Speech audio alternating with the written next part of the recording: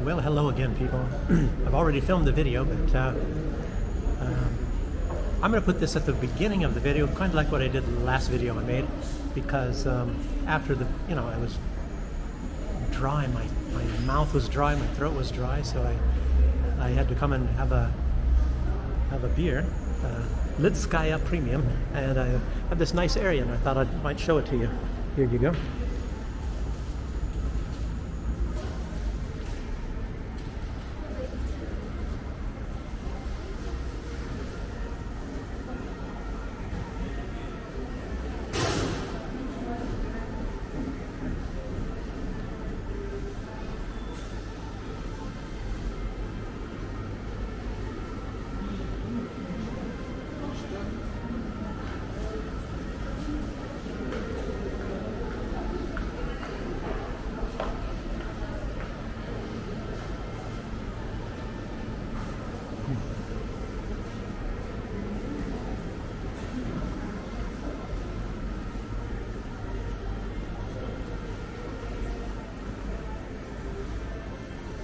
Well, that's it.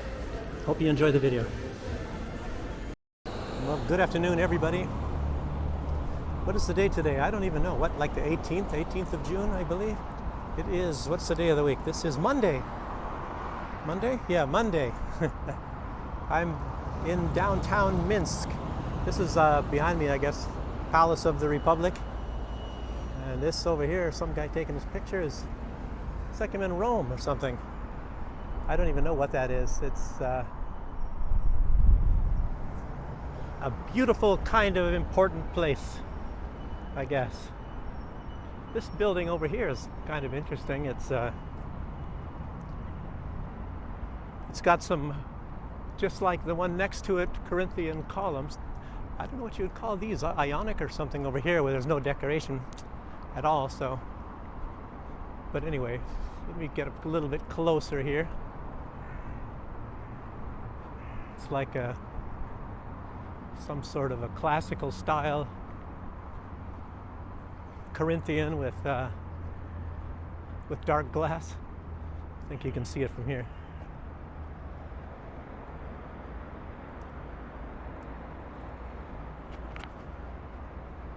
Well, it took quite a bit to get here. Boy, this is it's like quarter after four I think. It was like a little bit later, maybe 4:30 by now. Coming through on the metro and rush hour, very crowded. So a lot of news though. I'll start off with saying something. The African delegation, of course, I believe is still meeting in St. Petersburg. And of course, as everybody knows, you know what happened in Poland. The leader of South Africa and his delegation was held up, and they let the leader go to Kiev, and they kept some of the other people there for a long time, and all kinds of crap. Gave them a lot of trouble trying to get to St. Petersburg. Probably trying to make them think of the next time. Look how hard it is to get here, so you don't want to come here anymore. And of course, the West is trying to say that Russia's isolated and nobody went there, even though it was 130 countries with thousands of people. You know how that is. It's not really worth talking about it. You probably heard it already in the news everywhere else. So, but anyway, I was watching this video with of the Duran, and it was put up on the 17th. I should look on my cell phone and find out what the real date is. Maybe I'm wrong. Maybe it's the 19th. I guess I have to check this, don't I, while you're watching? If I can see in the dark here. So I can't see here. Oh, it is the 19th. Okay. Yeah, but a lot of things going on. There was a lot of things having to do with Belarus, of course. Let's see if I can. Some I tried to put down to memory. I'll probably have to shut this off and look and make sure that I see if I can find out what else happened. But one of the things that happened concerning Belarus was Lukashenko was visiting with some security people in the Russian government, and it was put out to him that the government of the Republic of Georgia is being pressured to attack Abkhazia, not South Ossetia this time. And, as you know, Georgia lays claim to South Ossetia, which is, there's North Ossetia that was always really a part of Russia, but then there was South Ossetia that at one time Stalin it's just similar to what has been happening to a lot of, for a lot of these districts of the Soviet Union, such as Ukraine, got all sorts of free territory taken away from other countries or territories, and Georgia was given South Ossetia at one time, and Abkhazia, the republic. These are people of different ethnicities. And then after the breakup of the Soviet Union in 1991, of course, they still claimed it. And you see how that worked out with Ukraine when getting the Donbass and Crimea and Carpathia and Galicia and all these other areas. Ukraine itself was a pretty small place, but half of the leaders, I should say half of the time of the Soviet Union was run by Ukrainians. And then when they try to tell you, oh, we're the poor stepchild, oh, we didn't get anything, and they were abusing us the whole time. Well, it's exactly the opposite. Ukraine was the recipient of most everything. They got everything. They got everything. They were the spoiled stepchild, or whatever you want to call it, of the Soviet Union. So anytime you hear about how they were disadvantaged, it's exactly the opposite. Then they'll tell you about, the Holodomor. What about the Holodomor? Lots of Ukrainians starved. Well, guess what? More Russians starved than Ukrainians, because it was like a famine going on. It was a time of the Great Depression, I believe, and a lot of Russians died. A lot more of them died in certain areas of, Russia had been beat up by the war and this Holodomor time and everything. So Russia's had a tough time of it. So, but I guess the only ones, that's why Ukraine fits into this victimhood liberal world today. And I feel sorry for a lot of the people, a lot of the good people of Ukraine. They're given this culture of whining crybabies, and that's probably why the nasties fit in there really good, because the nasties, they always want something, and then they get in big gangs because they're weak and they're cowardly. So normally they get into gangs. They used to call them the brown shirts during the time of Adolphus in the 1930s. And then they used to go around and beat people up so they can appear to be tough and powerful. And then you hear a lot of them. You see some of them. Who's this guy in Ukraine? I don't know. Well, there's a couple of them. And then there's a few in hospitals. Apparently, I don't know. I've heard that this Bodanov just died on Sunday, but I don't know. He was in a hospital in Berlin. He actually didn't die in the bombing, and he got like some organ transplants. They probably took him out of Russian soldiers, or maybe some dying Ukrainian soldiers, because he probably wouldn't accept Russian organs. I don't know, bunch of crazy stuff. But all these people, they're getting organ transplants and everything else normally from children. So you guys already know that stuff. Really terrible things right now. And like I said, I feel sorry for the Ukrainians. It's not like the regular Ukrainian is doing all this stuff. This is just some ideology that has taken over the country, sadly enough. And of course, they have a lot of these people in the Baltic states, Poland, and you see now they have some coming back in Germany. You have some people very high in the government, that seem to have this tendency. This one, maybe I don't know. Annalena Baerbock. Look at that. Habeck. Looks like they're like that. Some people call certain other people, and we don't want to call them. They're not eco-Nazis.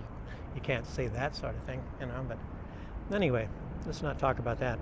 So anyway, in the Duran, like where I was starting off to talk about here, Alex Christoforou was mentioning how the U.S. State Department, they have such hatred for Russia that they just can't stop. And it's the State Department, he said, as opposed to, say, for example, the Pentagon. The Pentagon knows this war is going nowhere, but the State Department, which is run by the neocons, as they say, there is no brakes, there is no reverse gear, and they're on the escalation escalator. so that's where we're at here, people. like I said, they thought it was an unwinnable war. The Rand Corporation said it was unwinnable. And most of the elements, a lot of the elements in the United States government, they want to go, let's end this war with Russia, and let's start a war with China. Otherwise, they're gonna defeat us in economic output, and they already are probably. Russia's already beating them in military output. What is it? Andrei Martyanov said the U.S. lost the arms race. I think people maybe will start listening to him now. Looks like he's about right in many different ways. So, yes, what else? But the U.S., I think a lot of these people, they feel that they can still outproduce China, industrially. But I'll tell you what, it's not the 1940s anymore. Russia has more nukes. They've even said that just during the St. Petersburg Economic Forum here. And so a lot of these people in Washington, the State Department, they're trying to fuel this war with Russia through hatred. And there are people on the other side that want to fuel a war against China by necessity. So, and then you got to ask yourself, well, why war? And what is war going to lead to?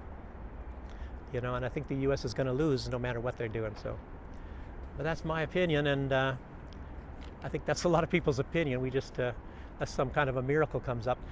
Talk about a miracle, They talk about this flood, and right now I think the count, Kharkova, the dead is like 35, is up to 35, and a lot of people are talking now about a lot of these viruses that the Ukraine has been producing, and there is some rumor that they're going to be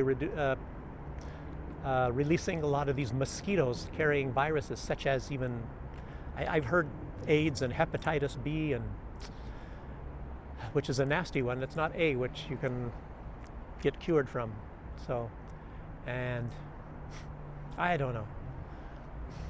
So maybe that's it. They've released viruses in other places. I don't know who did it, but there was one time in Krasnodar, like I mentioned before, and they've already been threatening to release viruses in Belarus and things like that. But anyway, we have to see if there's going to be, if Georgia is going to take the bait. I think I was leading, and I didn't even finish what I was talking about. There was I'm Joe Bidening out on you people here, but if I didn't finish what I was saying, that would make me Bidening out again if I did. But Lukashenko was told by the security services of Russia that the United States is pressuring Georgia to launch a war against South Ossetia. Abkhazia, and also by extension South Ossetia, trying to recover those areas. And at the same time, here's Saakashvili. He's apparently having health problems. He's in jail in Georgia, and some people want him out. He wants out, of course, and the government is holding him there. So, and right now the Georgian government is really trying to stay neutral and stay friends with Russia. So, but they're under heavy pressure right now from the United States to launch a war and take over Abkhazia again, which is somewhat neutral. But by the way, and don't tell anybody, but Russia has a military base in Abkhazia. Everybody tells you they only have bases in like one or two countries, Syria, they were saying, and now Belarus, but they've had a little Air Force base in Abkhazia for quite some time. But don't tell anybody that I know that. Very small anyway. It's not even worth mentioning. And it's up north of, what's that big city? Most of the country is mountainous, very rugged mountains. They make the Rockies look like foothills. So very rugged stuff over there. But anyway, let's not get into that. And, looks like the American century is coming to an end. Look at what they're resorting to. And all these countries are talking to each other. America's trying to get me to invade you guys. Multipolar world is coming, people. And BRICS. All of the non-G7 countries practically. I think it was Indonesia today they want to get into BRICS, but a lot of them are trying to get into BRICS. So they're trying to get out of the corruption of the U.S. dollar. But the US has been weaponizing the dollar for quite some time. If you pay close attention, you'll realize the US weaponizes everything. Everything. You do what we tell you to do, or there'll be punishment. And if you do what we tell you to do, then there just won't be punishment. That's your reward. Sometimes they hand out some trinkets to individuals, like some leaders and certain people. They get some rewards for sabotaging things. You know how that works out. And Africa is running from France because they want out of the Western system, of course. They've had their resources exploited long enough. And that's why they're in Russia right now. St. Petersburg talking to Putin. But there is no such thing as a free handout. So I keep thinking somebody's behind me. Getting paranoid here. But in the West, you know, there's always strings attached. You get a free handout, but it's not a free handout. You always have strings attached, like support homosexuality and stuff like that. A lot of people just don't have that in their culture, you know, especially a lot of the religious people with religious cultures, you know, and that's what the U.S. is pushing. And I don't even know why. I don't know why that is so important. My lips are getting dry here. Yes, and things happen. You get high interest rates, prices go up, countries get devastated. The other system is the Chinese system. They build your infrastructure, practically no interest, no strings attached. You know, that's the China, BRICS, Russia system. So Russia's helping build nuclear power plants all over clean energy. Much, much better than the U.S. system. They give you weapons in the U.S. So.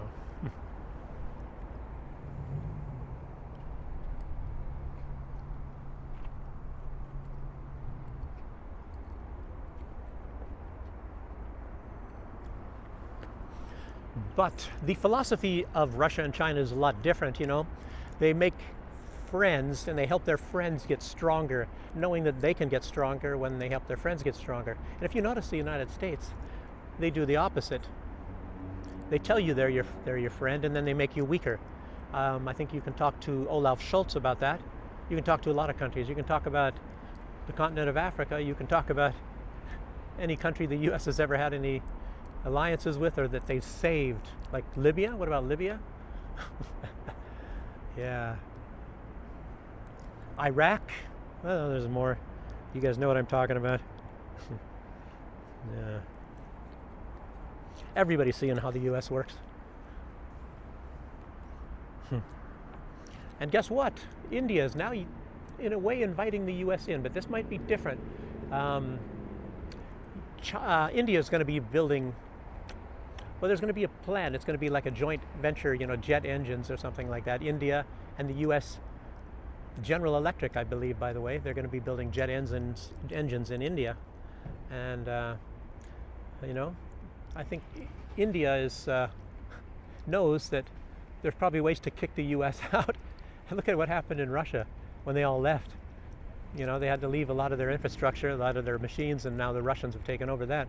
So they left their grills, McDonald's. So now they're flipping Russian hamburgers rather than American hamburgers. That'll teach them. But actually, the U.S. thinks they're steering India away from Russia and China. But China's just, I mean, India's just playing their own game, you know. They'll be friends with everybody, you know. They're not playing the friends and enemies game that the U.S. tells everybody they should be playing. And in the meantime, Germany is also making a deal to make submarines with India. So we'll see what happens on that one. And less and less India is depending on Russia for their weapons. They're getting them more from the West. So it's kind of there's some trends going there. India going towards the West, but I don't think they're going to do that in philosophy. So, you know, like, what are friends for? Yes, now's a good time. Just like trying to tell one country to attack another country, like the U.S. saying it's a good time for Georgia to attack Abkhazia. And I've also heard, not long ago, it just came out today, by the way, that you have Poland has now, there's information, they are training Belarusians that left Belarus in 2020, and they went to Poland. They are now training, a lot of the men are training to be this military force that has this military overthrow of Belarus. They're not only training these forces in Ukraine now, but they're training them also in Poland. And but the one that told Lukashenko this is Sergei Naryshkin, you know, the foreign intel services of Russia. So, but they're really trying to force Georgia into a military confrontation with Russia, trying to get a two-front war going, as you know. And now the Ukrainian soldiers, as those tanks are getting destroyed in Ukraine, the Ukrainian soldiers are now coming out and admitting that the Soviet tanks are better than the Western ones. And as you all know, Britain is begging Ukraine not to send the British challengers to the front because they're going to be embarrassed and watch them start burning, just like the Leopards are. So everybody, all the West is saying, hold back, wait until you make the breakthrough. Wait until you're sailing through and winning, then we introduce our tanks. It's bad for sales. And Chelsea football team, that's another thing, you know. Chelsea, Abramov, you know, guy that was the Russian oligarch that was living in Russia. He was selling this, and now they're trying to take all the money, UK, and give it all to Ukraine. He wanted to give some, Abramovich, I guess, to a certain portion to East Ukraine to help them recover from the bombing of Ukraine, West Ukraine. And now they're trying to seize all this money and give it all to Ukraine for what he sold Chelsea for. And I can't remember what it is, 3.5 billion US dollars. That's really nice, isn't it? And Abramovich has come out and said he's never agreed to this stuff. Yeah.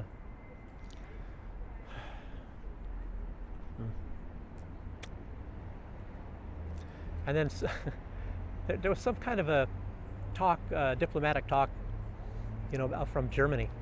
And I was just mentioning Germany with all these crazy people in, you know.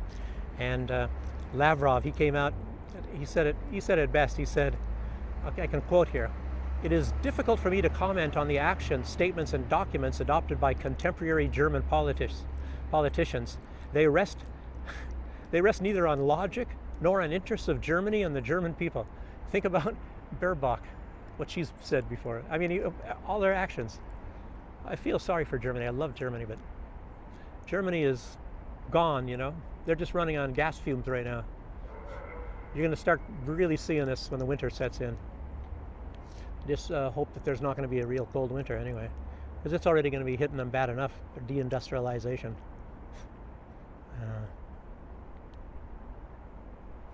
Germany, I think he was making a comment, Lavrov, on Germany, saying that Russia is the #1 national security threat of Germany. The greatest threat to peace and security in the Euro-Atlantic region. Not the US, not countries that support terrorism, you know, come into other countries or blow up pipelines or nothing like that. Those are nice people. Those are the nice ones. The ones that send you gas at a very low price, at a bargain price, those are the evil ones. That's a security threat. Yeah, you know, talk about sending weapons everywhere. Yeah. And anyway, looks like I'm going to have to go. Looks like I'm going to have to go. Running out of time here. There's probably some more information. I don't think I'll add any more, but that's it for now. And don't forget my nuclear contamination zone trip around the 1st of July. I don't know how I'm going to keep power on. Probably going to be a very long video or videos, so be ready for that one. And thanks for joining me, and push that subscribe button or like button, and then I'll see you for the next one. Again, thanks for joining me. Bye-bye.